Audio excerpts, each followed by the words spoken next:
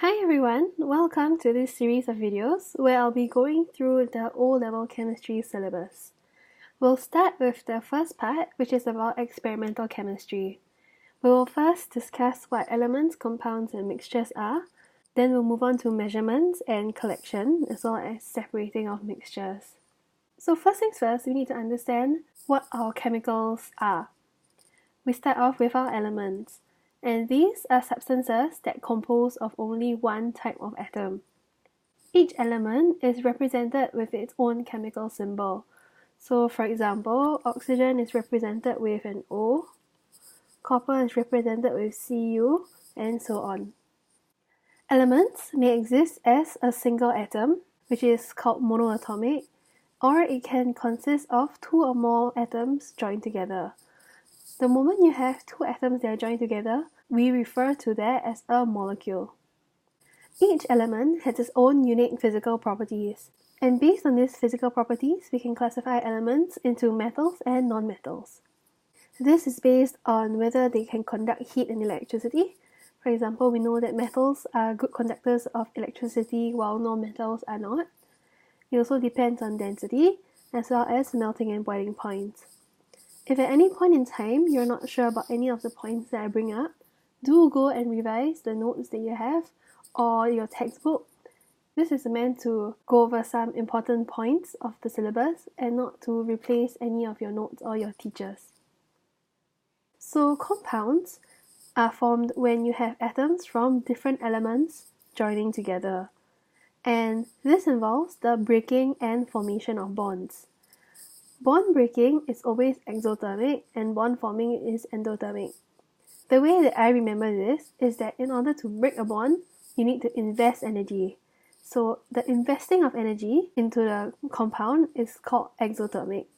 So the opposite will be true for bond forming, which means that energy is released, and the release of energy is an endothermic process. Compounds will have properties different from its constituent elements. So for example, NaCl, which is sodium chloride, contains sodium as well as chloride. And we know that since sodium is a metal, it is a conductor of electricity in the solid state. However, sodium chloride in general as a compound is not a conductor of electricity in the solid state. A compound is made up of atoms combined in a fixed ratio. So the most common compound we have is water. So basically this formula of water means we have two atoms of hydrogen combined with one atom of oxygen, which will give us water. So every single molecule of water will have the same formula. Now let's move on to mixtures. Mixtures consist of different substances that are not chemically joined together. It can be an element with an element. The most common example of this would be alloys. It can be an element plus a compound, like in air, where you have elements like oxygen gas and you have compounds like water vapor. Or you can have a compound plus a compound. For example, a sugar solution. So maybe if this sugar is glucose, we have two types of compounds. We have glucose as well as water, which is also a compound. Mixtures have a range of melting and boiling points. This is due to the presence of different compounds and elements in the mixture. When we have the presence of impurities in the pure substance, this causes the melting point of the pure substance to drop and the boiling point of the pure substance to increase. So one easy way of remembering this is that the difference between the melting and the boiling point will increase. So how can the melting and boiling point increase? Let's say that the original melting point is here and the original boiling point is here.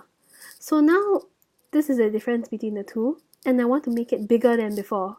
So to make it bigger, we would want both sides to move away from each other. So this will go here and this will go here. So we know the boiling point will increase and the melting point will decrease. So that's one way of remembering the effect of the presence of impurities. Mixtures can be chemically separated. We will go through this in one of the later videos.